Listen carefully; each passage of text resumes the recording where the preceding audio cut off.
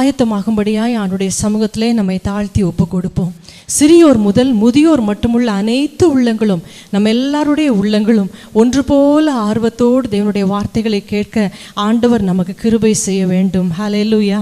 ஆழமாய் தோண்டி அஸ்திபாரம் போட்டால் எந்த புயல் காற்று வந்தாலும் அந்த வீடு நிலைத்திருக்கும் என்று ஆண்டவர் சொன்னார். ஹல்லேலூயா. உவமையிலே ஆண்டவர் கற்றுக் கொடுத்த காரியம் நம்முடைய உள்ளங்களிலும் அவருடைய வார்த்தை வந்து இறங்க ஆழமாய் அஸ்திபாரம் போட நம்முடைய உள்ளங்களை ஒப்பு கொடுத்து நாம் ஒப்பு கொடுக்க ஆண்டுடைய சமூகத்திலே ஜெபிப்போம். ஹல்லேலூயா.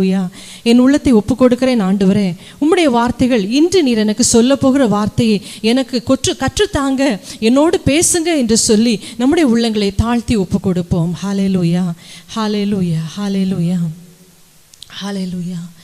இயேசுவே ஒரு வாக்குமதி, என் ஜீவிதம் மாறிடுவான். നിന്റെ സന്നിധിയിൽ ഇപ്പോൾ ഞാൻ നിന്റെ മൊഴികൾക്കായി വാഞ്ചിക്കുന്നേ. യേശുവേ ഒരു വാക്കുമതി, എൻ ജീവിതം മാറിടുവാൻ. നിന്റെ സന്നിധിയിൽ ഇപ്പോൾ ഞാൻ നിന്റെ മൊഴികൾക്കായി വാഞ്ചിക്കുന്നേ. യേശുവേ എൻ പ്രിയനേ, നിന്റെ മൃദുസ്വരം കേൾപ്പിക്കണേ. മറ്റൊന്നും വേണ്ടിപ്പോ, നിന്റെ ഒരു വാക്ക് മതി എനിക്ക്. മറ്റൊന്നും വേണ്ടിപ്പോ, നിന്റെ ഒരു വാക്ക് മതി എനിക്ക്. മരിച്ചവരെ ഉയിർപ്പിച്ചതാൽ, രോഗികളെ വിടുവിച്ചതാൽ, കൊടും കാറ്റിനെ അകറ്റിയതാൽ, നിന്റെ ഒരു വാക്കു മതി എനിക്ക്. മരിച്ചവരെ ഉയിർപ്പിച്ചതാൽ, രോഗികളെ വിടുവിച്ചതാൽ, കൊടും കാറ്റിനെ അകറ്റിയതാൽ, നിന്റെ ഒരു വാക്കു മതി എനിക്ക്. യേശുവേ എൻ പ്രിയനേ, നിന്റെ മൃദുസ്വരം കേൾപ്പിക്കണേ. മറ്റൊന്നും വേണ്ടിപ്പോ, നിന്റെ ഒരു വാക്കു മതി എനിക്ക്. മറ്റൊന്നും വേണ്ടിപ്പോ, നിന്റെ ഒരു വാക്കു മതി എനിക്ക്. ஆமென், ஆமென். தகப்பனே, உம்முடைய வார்த்தை எதுவோ, சொல்லப்பட வேண்டிய உம்முடைய வார்த்தை எதுவோ, ஆண்டவரை 100க்கு அதிபதி சொன்னான், ஒரு வார்த்தை சொல்லும் என் வேலைக்காரன் பிழைப்பான் என்று சொன்னது போல் ஆண்டவரே, உம்முடைய சமூகத்தில் எங்கள் உள்ளத்தை ஒப்பு கொடுத்து நாங்கள் எல்லாருமாய் ஜெபிக்கிறோம். ஒவ்வொருவருக்கும் தேவையான வார்த்தைகள், வித்தியாசமான வார்த்தைகள் இருக்கும் ஏசப்பா. அது உம்முடைய வாயிலிருந்து புறப்பட்டு உம்முடைய பிள்ளையுடைய உள்ளங்களை சென்று சேரட்டும் என்று ஒப்பு கொடுத்து ஜெபிக்கிறேன் ஆண்டவரே. ஆமென் ஏசப்பா. ஒவ்வொருடைய வாஞ்சையும் திருப்தி ஆகட்டும். எங்களில் நீர் மனமகிழ்ச்சியாக இருக்கும்படி நாங்கள் உம்முடைய வார்த்தைகளை கேட்டு அதன்படி செய்து கீழ்ப்படுகிறோம் என்பதை குறித்து நீர் எங்களை குறித்து மனமகிழ்ச்சியாக இருக்கும்படியா எங்களை தாழ்த்தி ஒப்பு கொடுக்கிறோம். கர்த்தர் ஏற்று வேளையை ஆசீர்வதித்து உம்முடைய பரிசுத்த நாமத்தை மகிமைப்படுத்துவீராக. மீட்பர் இயேசுவின் நாமத்தில் ஜெபிக்கிறோம் எங்கள் ஜீவன் உள்ள நல்ல பிதாவே. ஆமென், ஆமென். ஹல்லேலூயா, ஹல்லேலூயா. அவருடைய வார்த்தைகளை கேட்க நம்ம ஆயத்தமாகிக் கொள்வோம். 1 கொரிந்தியர் 11ஆம் அதிகாரம் 3ஆம் வசனத்தை நாம் வாசிக்கலாம். 1 கொரிந்தியர் 11ஆம் அதிகாரம் 3ஆம் வசனம். ஒவ்வொரு புருஷனுக்கும் கிறிஸ்து தலையாய் இருக்கிறார் என்றும், ஸ்திரீக்கு புருஷன் தலையாய் இருக்கிறான் என்றும், கிறிஸ்துவுக்கு தேவன் தலையாய் இருக்கிறார் என்றும் நீங்கள் அறிய வேண்டும் என்று விரும்புகிறேன். ஆமென், ஹல்லேலூயா. ஆண்டவர் வைத்திருக்கிற சில தலைமைத்துவ தன்மைகளை, பகுதிகளை, பிரிவுகளை குறித்து இந்த வசனத்திலே நாம் வாசிக்கிறோம். இன்னும் தொடர்ந்து கலாத்தியர், எபேசியர் எபிரேயர் ஆகிய நிருபங்களில் உள்ள சில வசனங்களையும் கூட சேர்த்து தியானிக்கும் போது கர்த்தர் நம்மை, நம்முடைய குடும்பங்களை, அவருடைய வீடாகிய இந்த சபையை எவ்விதமாய் காண விரும்புகிறார் என்பதை குறித்து நாம் அறிந்து கொள்ள முடியும். ஹல்லேலூயா. இந்த நாளில் இந்த வசனத்தின் முதல் பகுதியை எடுத்துக்கொள்வோம். ஒவ்வொரு புருஷனுக்கும் கிறிஸ்து தலையாய் இருக்கிறார். ஆமென். ஹல்லேலூயா.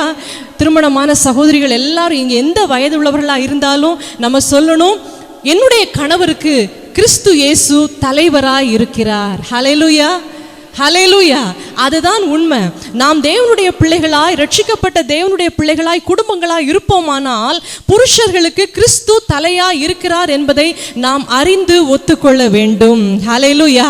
புருஷனுக்குரிய கனத்தை, அவருக்குரிய முக்கியத்துவத்தை, மரியாதையை கொடுப்பதற்கு ஸ்திரீகள், திருமணமான ஸ்திரீகள் கவனமாக இருக்க வேண்டும். ஆகவே கர்த்தர் நியமித்திருக்கிற இந்த தலைமைத்துவம் என்ன? பிதாவாகிய தேவன், குமாரனாகிய இயேசு கிறிஸ்து, குடும்பம் என்று வரும்போது அதிலே முதலாவது புருஷர். இந்த புருஷன் கிறிஸ்துவோடு இணைந்திருந்து கிறிஸ்துவினுடைய அந்த அடுத்த பகுதியாக கிறிஸ்துவனுடைய தலைமை ஏற்று நடக்கிற ஒரு தலைவராய் இந்த கணவன் காணப்பட, அந்த தலைமைத்துவத்துக்கு ஒத்துப்போகிற ஒரு ஸ்திரீயாய் மனைவி காணப்பட, இவ்விதமான பெற்றோரை பார்த்து பிள்ளைகள் இவர்களோடு இணைந்து கொள்ள, இந்த குடும்பமாய் இதை போன்ற குடும்பங்கள் பல இணைந்து ஒரு சபையாக, இப்படிப்பட்ட சபைக்கு கிறிஸ்து தலையாய் இருக்கிறார். ஹல்லேலூயா. அது எங்க சொல்லப்பட்டிருக்கிறது? எபேசியருக்கு எழுதின நிருபம் 1ஆம் அதிகாரம் 23ஆம் வசனத்தை வாசிப்போம். இதை நினைவில் வைத்துக் கொள்வோம். ஒவ்வொரு புருஷனுக்கும் கிறிஸ்து தலையா இருக்கிறார் என்று சொல்லப்பட்ட வார்த்தையை நினைவில் வைத்துக்கொண்டே அப்போஸ்தலனாகிய பவுல் எபேசியருக்கு எழுதின நிருபத்தின் 1ஆம் அதிகாரம் 23ஆம் வசனத்தையும் நாம் வாசிப்போம். எல்லாவற்றையும் எல்லாவற்றாலும் நிரப்புகிறவருடைய நிறைவாகிய சரீரமான சபைக்கு அவரை எல்லாவற்றிற்கும் மேலான தலையாக தந்தருளினார். ஆமென். ஹல்லேலூயா. சபைக்கு தலையா இருக்கிற கிறிஸ்து ஒவ்வொரு குடும்பத்தின் தலைவரா இருக்கிற புருஷனுக்கு தலையா இருக்கிறார். ஹல்லேலூயா. சபைக்கும் தலைவர் கிறிஸ்து, குடும்பத்தின் தலைவரா இருக்கிற கணவனுக்கும் தலைவர் கிறிஸ்துவே.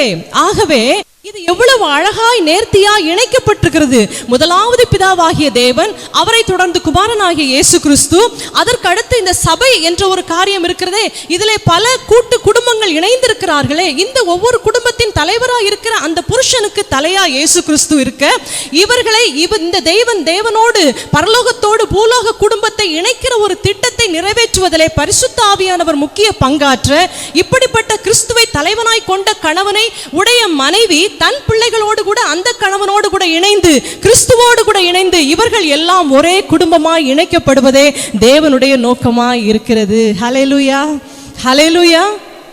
பல வேளைகளிலே ஆழமாய் தேவனுடைய வார்த்தைகளை வாசித்து நிதானித்து அதை பொறுமையாய் சாந்தமாய் உட்கொள்வதற்கு கொஞ்சம் அசதியாய் தவறி இருப்போமானால், புருஷர்கள் அநேக வேளையில் என்ன பண்ணுவாங்க?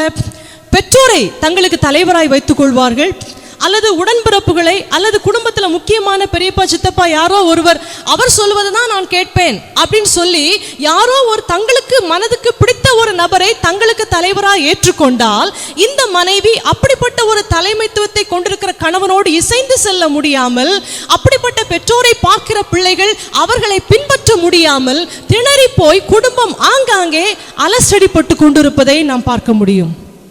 ஹல்லேலூயா. அப்ப பிரச்சனை வருகிறது என்றால் முக்கிய காரணம், தலைவனாகிய அந்த கணவன் கிறிஸ்துவோடு கூட இணைக்கப்பட்ட அந்த இணைப்பிலே ஏதோ பிரச்சனைகள் இருக்கிறது, அந்த இணைப்பு ஒழுங்காக இல்லை என்று அர்த்தம். வசனத்தின்படி நான் சொல்லுகிறேன்.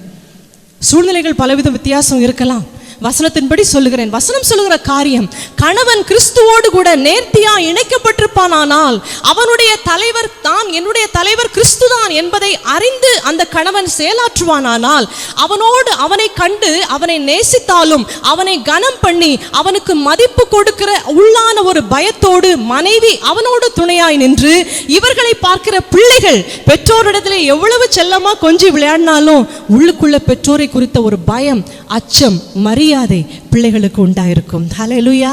இப்படிப்பட்ட பெற்றோருடைய வார்த்தையை மீறி ஒரு நாளும் பிள்ளைகள் தாறுமாறாய் செல்ல மாட்டார்கள்.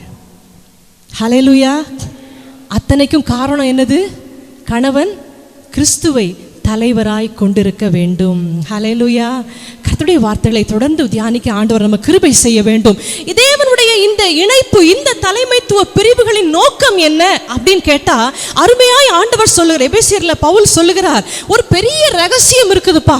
அநாதி காலம் முதலாய் பிதாவாகிய தேவன் தமக்குள்ளே தீர்மானித்திருந்த அந்த தீர்மானங்களின் ரகசியம் காலங்கள் நிறைவேறும் போது கிறிஸ்துவின் மூலமாய் நிறைவேற்றப்படும் என்பதற்காக அவரை உலகத்திற்கு தந்தருளி, அவர் மூலமாய் மனுஷர்களை குடும்பங்களாய் தம்மோடு கூட இணைத்துக் கொண்டு இவ்விதமாய் பரலோகத்திலும் பூலோகத்திலும் உள்ள முழு குடும்பத்திற்கும் நாமகாரணராய் தமது குமாரனாகிய கிறிஸ்துவை ஏற்படுத்த அவர் சித்தம் கொண்டவர் ஆனார். ஹல்லேலூயா. அப்போ பரலோகத்தில் இருக்கிற அந்த மேலான அந்த பரிசுத்த குடும்பத்தோடு பூமியில் இருக்கிற குடும்பங்கள், அநேகமா இருக்கிற குடும்பங்கள் இணைக்கப்பட வேண்டுமானால் முதலாவது கிறிஸ்துவோடு இணைக்கப்பட வேண்டியது யாரு? புருஷர்கள். ஹல்லேலூயா. இன்றைக்கும் அறிவிப்பு வாசிக்கப்பட்டது. இன்று புருஷர் ஜெபத்தின் எத்தனாவது நாள்? 3வது நாள். ஹல்லேலூயா. போன வாரம் போதகர் ஒரு அறிவிப்பை இனி வாசிக்காதீங்கன்னு சொல்லிட்டாங்க. அது இன்றைக்கு வாசிக்கப்படவில்லை. எனக்கு பயமா இருக்கு, இனி இந்த அறிவிப்பு என்று நிற்குமோ தெரியல. ஹல்லேலூயா. அதுக்கு தான் ஆண்டவர் இன்னைக்கு இந்த வார்த்தையை தந்துட்டாரு போல. ஹல்லேலூயா. என்றாகிலும் ஒரு நாள் நிச்சயமாய் அவனுடைய சமூகத்தை வந்து பார்த்துட்டு போயிருங்க. சரி, நம்ம பிரசங்கத்துக்குள்ள வந்துருவோம். சரி, கர்த்தருடைய நாமத்திற்கு மகிமை உண்டாவதாக. வாசிக்கலாம். எபேசியருக்கு எழுதப்பட்ட நிருபத்தின் 1ஆம் அதிகாரம் 19வது வசனம். தாம் கிறிஸ்துவை மரித்தோரிலிருந்து எழுப்பி அவரிடத்தில் நடப்பித்த தமது பலத்த சத்துவத்தின் வல்லமைப்படியே விசுவாசிக்கிறவர்களாகிய நம்மிடத்திலே காண்பிக்கும் தம்முடைய வல்லமையின் மகா மேன்மையான மகத்துவம் இன்னதென்றும் நீங்கள் அறியும்படிக்கு அவர் உங்களுக்கு பிரகாசமுள்ள மனக்கண்களை கொடுக்க வேண்டும் என்றும் வேண்டிக் கொள்ளுகிறேன். ஆமென். பிரியமான விசுவாசிகளே, எபேசு சபையாரே, தேவன் உங்களுக்கு பிரகாசமுள்ள மனக்கண்களை கொடுக்க வேண்டும் என்று நான் வேண்டிக் கொள்ளுகிறேன். எதற்காக? எதை பார்ப்பதற்கு பிரகாசமுள்ள மனக்கண்கள்? தம்முடைய குமாரனாகிய இயேசு கிறிஸ்துவை மிகுந்த வல்லமையோடு மரித்தோரிலிருந்து உயிர்த்தெழுப்பின தேவன் உங்களுக்குள்ளும் சில காரியங்களை செய்ய விரும்புகிறார். அதே வல்லமையை உங்களுக்குள்ளும் செயல்படுத்த விரும்புகிறார். அதை பற்றி நீங்கள் அறிந்து கொள்ள நான் விரும்புகிறேன். ஹல்லேலூயா. இது நமக்கும் எல்லா விசுவாசிகளுக்கும் எழுதப்பட்டது. அந்த காலத்தில் எபேசியருக்கு எழுதப்பட்டது. இன்றைக்கும் இனிமேலும் கர்த்தருடைய வருகை வரைக்கும் விசுவாச பிள்ளைகளா இருக்கிற எல்லாருக்கும் சொல்லப்படுகிற சத்தியம்தான். நீங்கள் சில காரியத்தை அறிந்து கொள்ள விரும்புகிறேன். எவைகளை அறிந்து கொள்ள வேண்டும் அப்படின்னு சொன்னா அடுத்து வாசிப்போம். எபேசியர் 1:6 முதல் 9.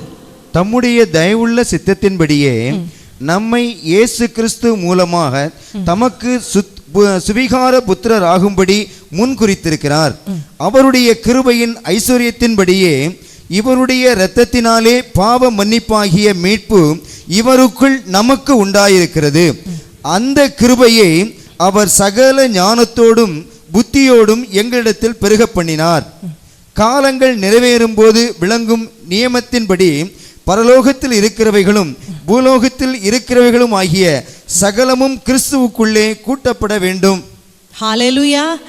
கூட்டப்பட வேண்டும் என்று தமக்குள்ளே தீர்மானித்திருந்த தம்முடைய தயவுள்ள சித்தத்தின் ரகசியத்தை எங்களுக்கு அறிவித்தார். எல்லாரும் சொல்லலாம், பரலோகத்தில் உள்ளவைகளும் பூலோகத்தில் உள்ளவைகளுமாகிய எல்லாவற்றையும் ஒரே குடும்பமாக கூட்டி சேர்த்து கொள்வது பிதாவாகிய தேவனுடைய சித்தம்.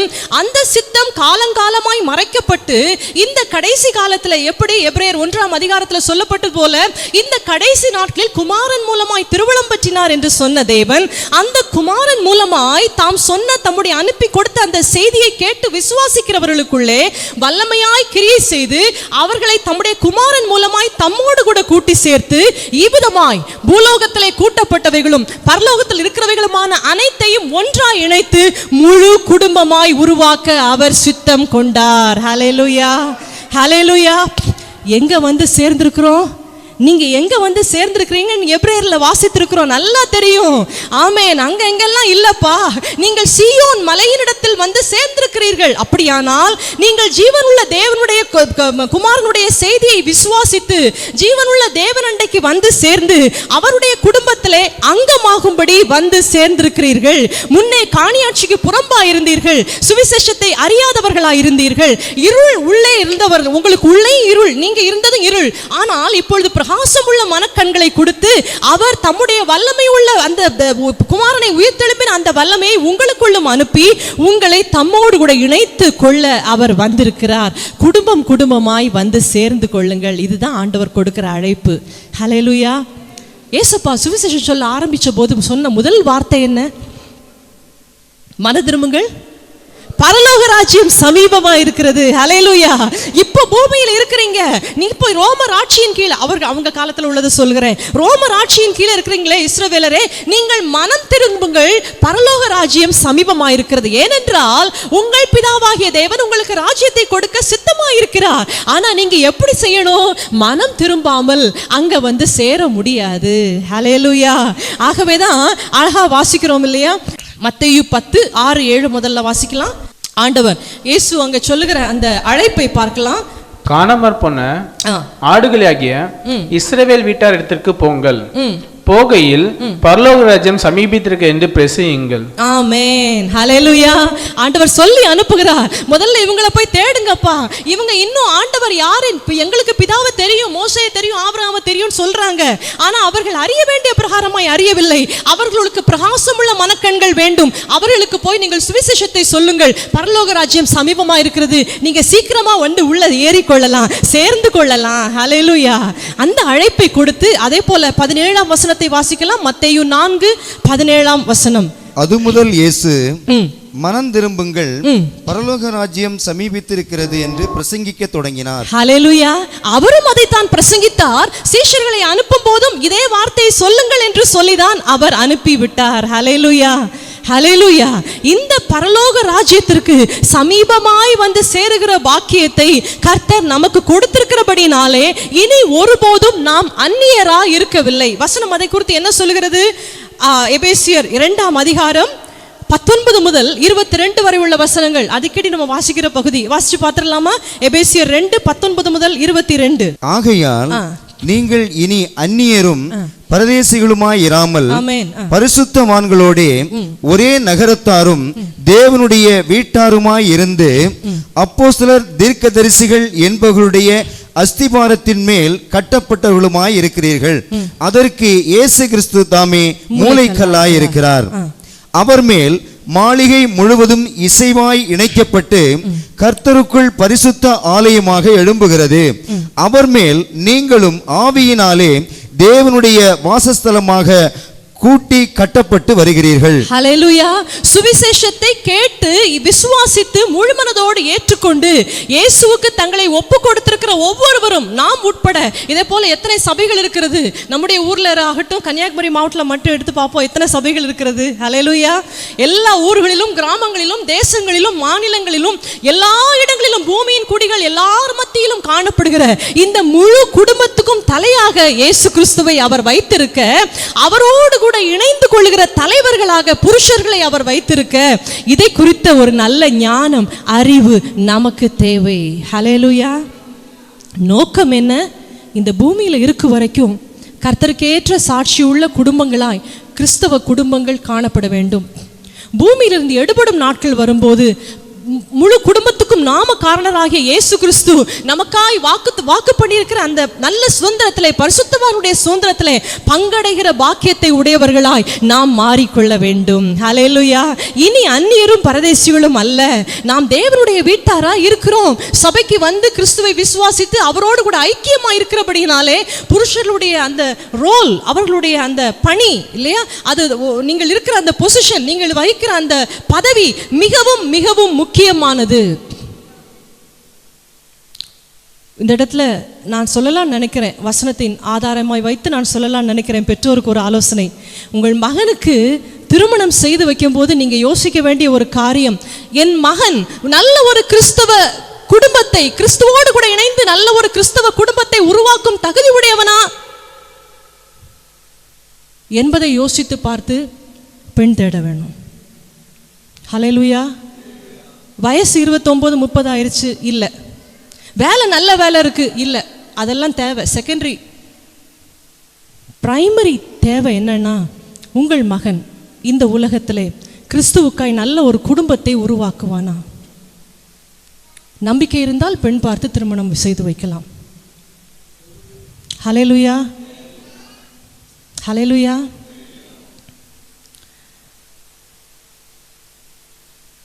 வேதனைப்படுத்தவோ அல்லது கிரிட்டிசைசிங் அப்படி இல்லை, நம்மை கொஞ்சம் சோதித்து பார்த்து கொள்ள வேண்டிய ஒரு காரியம். இதெல்லாம் இருந்தால் தான் விவாகம் ஆகும்போது பிள்ளைகள் விவாக தகுதி பத்திரம் என்று ஒன்று சபையிலிருந்து கொடுக்கப்படும். அதை நிரப்பி பெற்றோர் கையொப்பமிட்டு கொடுத்து அதெல்லாம் பல காரியங்கள் அதில் உள்ள விஷயங்கள்லாம் செய்யணும். நான் நினைக்கிறேன் இந்த கேள்வியும் கூட அதில் இணைக்கப்படணும். உங்கள் மகன் நல்ல ஒரு கிறிஸ்தவ குடும்பத்தை இந்த பூமியில் கிறிஸ்துவுக்காய் உருவாக்குவானா? ஹல்லேலூயா. நம்முடைய சபையின் ஒவ்வொரு பிள்ளைகளுக்காய் ஆண்டவரை நான் நன்றியோடு ஸ்தோத்திரிக்கிறேன். எஞ்சி இருக்கிறவர்களும் இன்னும் விவாகத்தை எதிர்நோக்கி இருக்கிறவர்களும் நல்ல கிறிஸ்தவ தலைவர்களாய் மாற வேண்டும் என்று நாங்கள் வாஞ்சிக்கிறோம். ஹல்லேலூயா. அதற்காகவே நாங்கள் ஜெபிக்கிறோம்.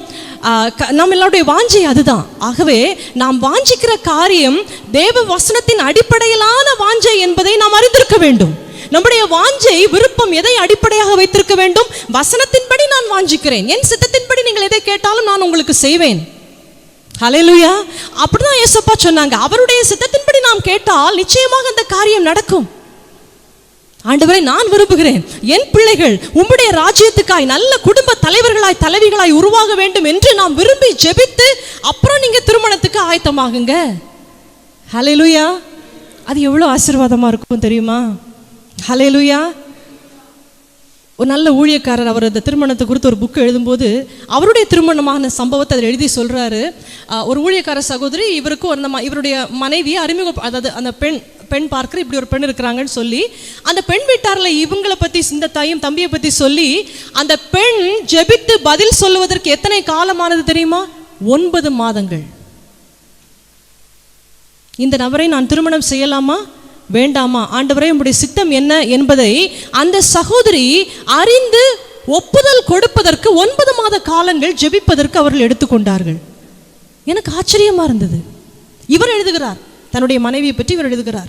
பெங்களூரில் இன்றைய குடும்பமாக நல்ல ஊழியம் செய்கிறாங்க. எவ்வளோ பெரிய ஒரு சவாலான காரியம். ஹல்லேலூயா. புருஷர்கள் கிறிஸ்துவோடு கூட இணைந்திருந்தால் மட்டுமே அந்த குடும்பம் கிறிஸ்தவ குடும்பம். ஹல்லேலூயா. பெரும்பாலான ஒரு எண்ணம் நமக்கு என்னன்னா, புருஷர்கள் நல்லா சம்பாதித்து குடும்பத்தின் தேவைகளை சந்தித்து எல்லா போக்குவரத்து காரியங்கள், பிள்ளைகளுடைய ஃபீஸ் கட்டுறது, மனைவிக்கு தேவையானது, பொருளாதார தேவைகள் எல்லாவற்றையும் நிறைவு செய்து அப்படிதான் எங்களுடைய ரோல், அதுதான் எங்களுடைய கடமை. பின்ன இந்த கோயில் ஜெபம், பாட்டு, ஆராதனை இதெல்லாம் மனைவி பார்த்துக்கிடணும். யார் பார்த்துக்கணும்? மனைவி பார்த்துக்கணும். ஏம்மா எப்பப்போ ஜெபம் உண்டா நீ கேட்டு, ஆமாம் பார்த்து சர்ச்சில் சொல்கிறதெல்லாம் கேட்டு நீ பிள்ளைகளை கூட்டிகிட்டு போ அப்படின்னு பொதுவாக சொல்கிற ஒரு பழக்கம், அது தொன்று தொட்டு காலங்காலமாக வந்துவிட்ட ஒரு பழக்கம். வேதம் சொல்லுகிறது அப்படி இல்லை. புருஷர்களுக்கு கிறிஸ்து தலையாக இருக்கிறார். கிறிஸ்துவோடு இணைந்து கொண்ட புருஷனோடு நிச்சயமாய் மனைவி இணைந்து கொள்வாள். அந்த பெற்றோரோடு நிச்சயமாய் பிள்ளைகள் இணைந்து கொள்வார்கள். ஒரு காந்தம் ஒன்றை ஒன்று இழுப்பது போல. ஹல்லேலூயா. பிதாவாகிய தேவன், குமாரனாகிய இயேசு கிறிஸ்து, கணவனாகிய புருஷன், மனைவி ஸ்ரீயாகிய மனைவி, பிள்ளை